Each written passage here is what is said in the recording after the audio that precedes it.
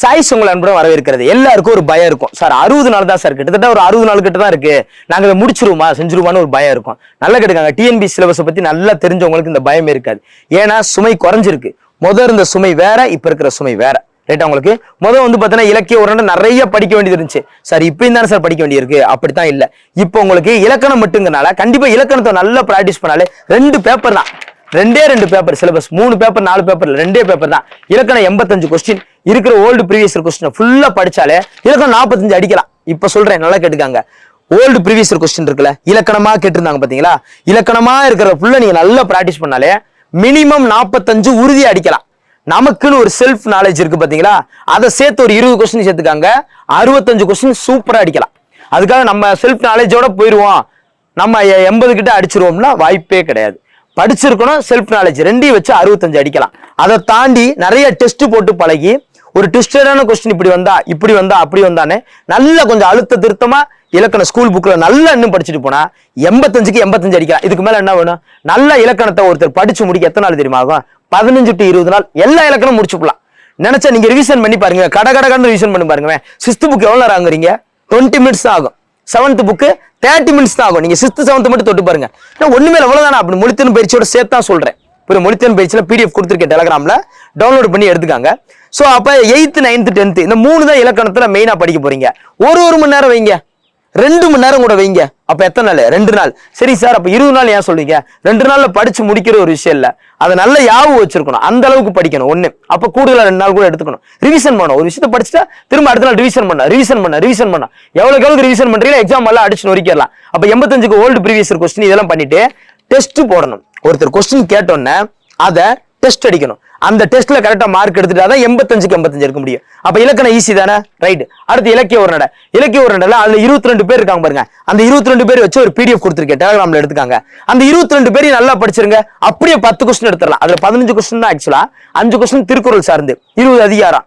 ஒன்னும் பிரச்சனை இல்லை. என்னதான் 20 அதிகாரம் படிச்சாலும் 5 கொஸ்டின் வரப்போகுது, 6 அதிகாரத்தை பேஸ் பண்ணி தான் வரப்போகுது. 20 அதிகாரத்தை ஓரளவுக்கு படிச்சிட்டோம்னா அந்த இடத்துல ஸ்ட்ரகிள் ஆக மாட்டோம். திருக்குறள்ல இதுவரைக்கும் எல்லா ஸ்டூடெண்ட்ஸும் 5 கொஸ்டின்ல 3 கொஸ்டின் இயல்பாவே அடிச்சிருவாங்க. ஏதோ 2 கொஸ்டின் கண்டிப்பா தவறு பண்றதுக்கான வாய்ப்பு இருக்கு. அதற்காக தான் அந்த 2 கொஸ்டினையும் தப்பு பண்ணிடக்கூடாது தான் 20 அதிகாரத்தை தெளிவா படிச்சுக்காங்க. 5 பிரிச்சு படிங்க, அவ்வளவுதான். ஷெட்யூல்ல கொடுத்துருக்கோம், நாங்க அப்படிதான் கொடுத்துருக்கோம். அதே நேரத்துல 10 கொஸ்டின் வரும். அந்த 22 பேரை பத்தி நல்லா படிச்சுக்காங்க. அந்த 22 தலைப்பின் கீழே ஒரு PDF கொடுத்துருக்கோம், நல்லா படிங்க. 10 கொஸ்டின் அழகா அப்படி தூக்கிடுவீங்க. அது நியூ புக்கோ ஓல்டு புக்கோ அந்த 22 பேரை பத்தி நல்லா படிச்சுக்காங்க.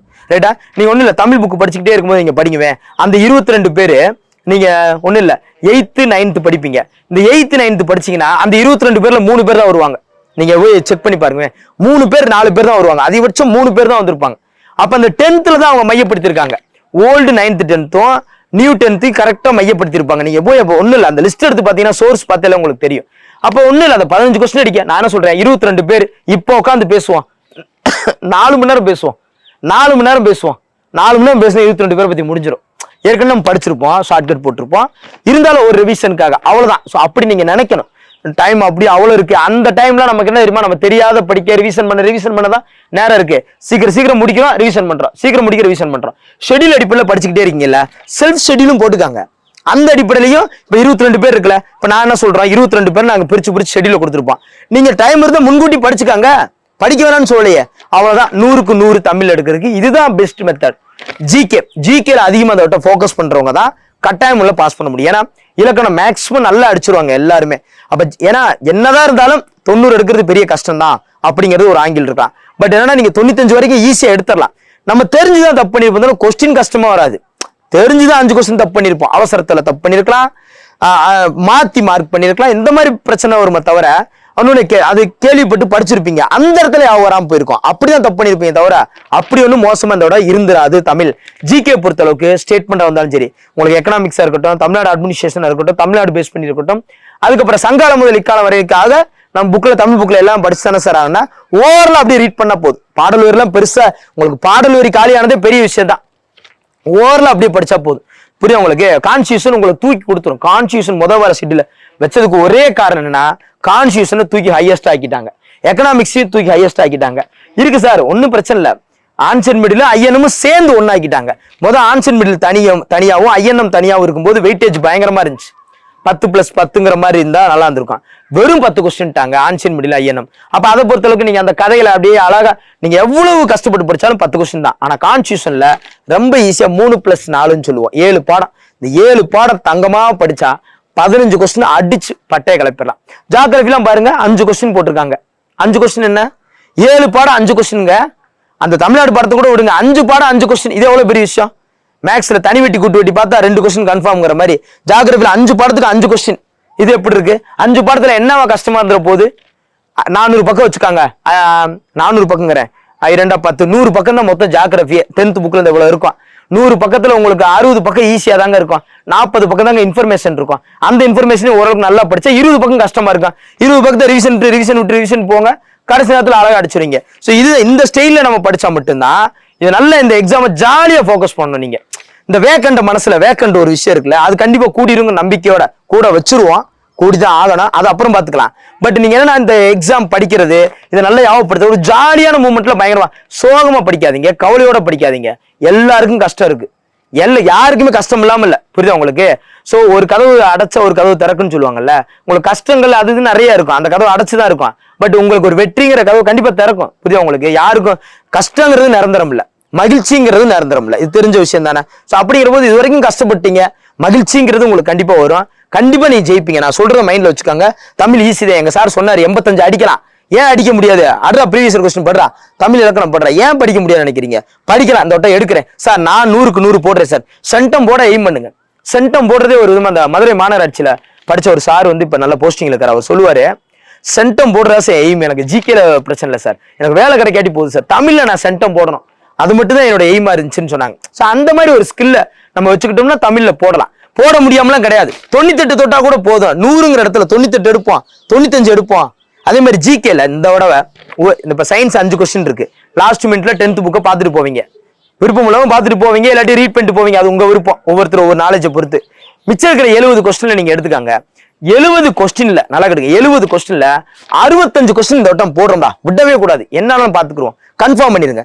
மினிமம் 65 எடுத்துடணும். அப்ப அங்க உங்களுக்கு பாருங்க, அங்க 95 65 கிட்டத்தட்ட அங்க பாருங்க, அதுவே 160 ஆயிருச்சு. அது போக மேக்ஸ் இருக்கு. மேக்ஸ்ல 20 அடிச்சீங்கன்னா 180 கொஸ்டின் ஆயிருச்சு. மினிமம் 20 அடிக்க மாட்டோம், மேக்ஸ்ல 20 அடிக்க மாட்டோம். ரீசனிங் 10க்கு 10 அடிக்கலாம், 10க்கு 10 அடிக்கலாம். 15 கொஸ்டின் இருக்கு.